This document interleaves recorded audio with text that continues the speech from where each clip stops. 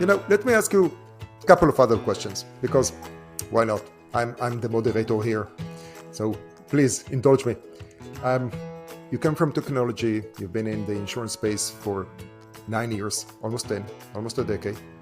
Any advices to startups who are entering the insurance, or just startups in general? Great. Yes, I do. And in the insurance space, as you know, there's so many startups now. And this is not an industry that's filled with anymore with just Allstate and Nationwide and State Farm. No, this is an industry that has hundreds upon hundreds and thousands of insurtechs that are changing it every single day. So it's really, really exciting to watch this and go to InsurTech Connect each year and see the different companies that are emanating out of that. But for me, I love your question here, because this is my only startup. I've only done one, Neptune Flood. Before that, the smallest company I worked for was 150 million in revenue, and I worked with companies like AT&T that are billions and billions. You, on the other hand, you have spent much of your career in being an advisor to and actually starting your own companies multiple times. So this, I'd be interested in your thoughts on this advice for startups. But the lessons that I learned from starting Neptune, I could probably distill them down to about 3. One is focus and win one game at a time. So how many times do the companies that you're working with get ideas that say, why don't you try this? Well, your technology would be great starting this line too. And if you expanded into that, you'd bring in all these new customers. I wanted to go into commercial flood insurance so badly from early on in Neptune's days, but we just stuck with residential. And thank goodness we stayed just residential until we had perfected our model, and then could just step into commercial very easily at that point. So that was one thing. Focus and win one game at a time. It's really hard. You're trying to figure out where your profit model is going to be. The second thing is go for sustainability and profit. So we are all aware of a lot of insurtechs that are bringing in loads of cash and trying to grow as fast as they can so that someday they'll have the most value, as well as maybe someday be profitable. Well, we did it differently. We decided that for sustainability, we also would try to be profitable.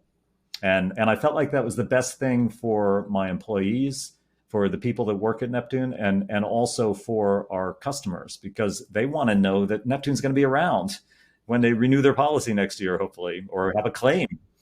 So we went for profit, and we went profitable in April of 2019. We've been sustained profitability ever since, and we'll never go back. So there's a lot of peace of mind to that too. Honestly, when you go profitable, it makes a huge difference on the stress level in your head. And then the third, and Gilad, sorry to go on about this, but this is the biggest one, is choose your partner. And I'm talking about now your investors. Choose your investors well. And I use that language very specifically because I bootstrapped this company for a long time. It was a lot longer than I expected that I would have to, and met with lots of people. And early on, I thought, okay, can I get anybody just to invest some money into this business? But eventually, I realized that I was asking the wrong question. I needed to find the best investor partner to be my investor. So in other words, I needed to choose them, not have them choose me. And in the end, that was the biggest and most important choice. Trevor Burgess is my business partner. He's now the CEO of Neptune. He also was the investor and the sole investor that we've ever had.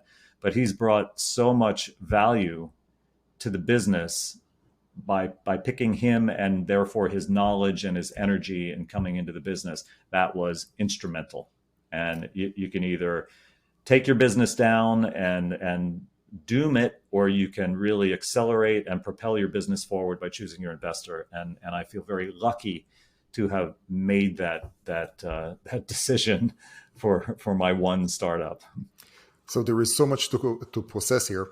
And I think that we can actually break it, if you want, we can break it into, I would say, 3 different episodes and run it on Clubhouse at the same time so people can jump in and, voice their opinion. Because, so you started with the big companies, small companies experience. I would say that in my background, I have at least 4 companies that are multi-billion dollars income. I started my career actually with Intel. So that's a multi-billion company.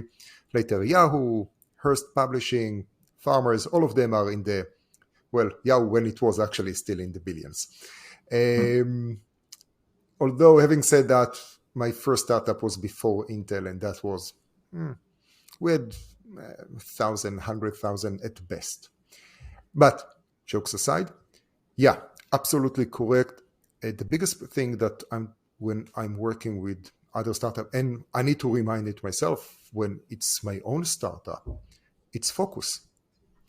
There is focus, and then you need somehow to stand against, let's call it the temptation of the customers, that they will say, oh, we should use your technology and now do this because it will be great. It will be a better fit. Now, in insurance, especially when you are a SaaS provider to insurance companies, you know that there is a very, very, very long sales cycle, and you really want the beginning. When you are a smaller startup, you want the traction. You want everyone to like you, especially the customers. So if you can get a customer and they are willing to pay, oh my God, because getting money for a SaaS product from an insurance company, you need to bleed. You'll do whatever they want, although it's really bad for you. Because that effort of doing the small tweaks and taking it outside of the MVP and restructuring, retooling the technology to let's call it MVP version 2 or version 1.1 can be devastating.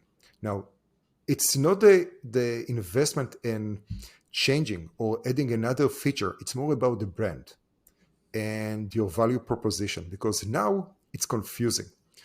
Unless you get traction and you have your identity, sorry, not you, but your company identity and their brand, don't pivot too much unless it is a very dedicated and committed pivot for another thing.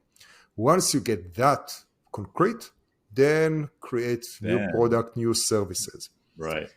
Because otherwise, now you're like, okay, so what do you guys do? Oh, we have AI models that provide that. Right. But if you need that for claims, we can do that for claims as well. Oh, if you need it for marketing, we can do that for marketing as well. And it's like, and then what are you? What are you? And you're amorphous. Yeah. You are an AI company. You provide some sort of models, predictions, whatever that may be. But for the insurance company, especially medium size, so let's call them a billion or 5 billion in direct written premium and above, those are huge organizations. You need to talk to different org charts for each one of them. So if you're talking, usually the gateways will be, or a well-connected person like myself that will do the introductions, or within the company innovation, they will say, okay, so who should I, just tell me, who do you want to meet? Oh, and then you have a list. So I want to meet VP of marketing, VP of claims, senior director of IT under claims, and someone who has the word data. It doesn't work this way. It causes too much confusion. You need somehow to focus. So that will be that. Sustainability, yep, that's a big one, but every founder has its own luck and a philosophy, and how much access he has to capital. Also, let's add the luck element. Can they tell the story and write a nice narrative to the investors? And how much do they need in order to reach the next milestone, right? Right. It really depends on what kind of car, let's use that analogy, and how much fuel you need to fill into that specific car to reach the next one. It can be, oh, you have a Hummer and you need a lot of oil to get, 2 miles away, or you have a Prius and you need different type, but you're planning to be, very prudent or whatever that, and hit the road running. Which sort of I thought I would bootstrap for a year. I ended up bootstrapping for 2.5 years. yeah. So for me at Bound, I had an interesting combination of both. A little bit of the beginning angel money for prototyping that we got there. Then I bootstrapped more.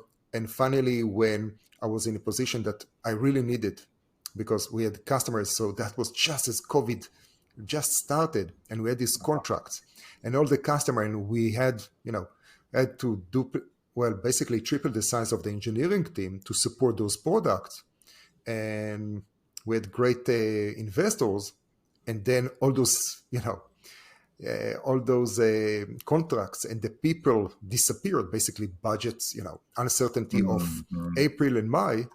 No. All budgets just disappeared. People themselves were laid off, in 2020. Yeah. And we found ourselves, it's like, okay, I cannot bootstrap like a 10 people team of engineers. It's like, that's a little bit above what the type of risk that I was willing to support. And that's a great segue to talk about investors. You need the right investors. So for me, those are people, really depends. There are strategics, I had investors that sat with me on sales calls because I wanted feedback. I saw them as partners in the success. Yeah. And there were those that it's like, yeah, man, just write me a check. I just need a check, and I'm good with that. But of course, you really want those who will give you that extra. So a good portfolio of investors is as important as a good portfolio of the people that you hire in terms of diversity of thought, of skills, because I'll call it, that mix gives you what you need. Because I prefer people that are better than me in things that I'm not good at. Exactly. So, yeah.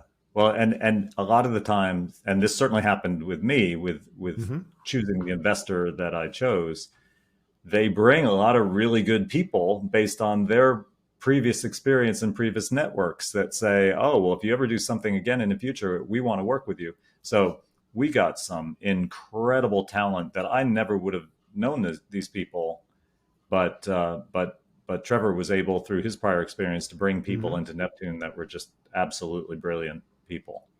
Success gravitates towards success. People like to hear success stories, but in addition to that, successful people. There are people who are doing that quietly. There are people who are jumping up and down, making a big fuss about it. But if you can structure it towards a constructive, I use that word twice now, but if you can navigate it towards a constructive relationship, then there is something that, okay, we have something to work with.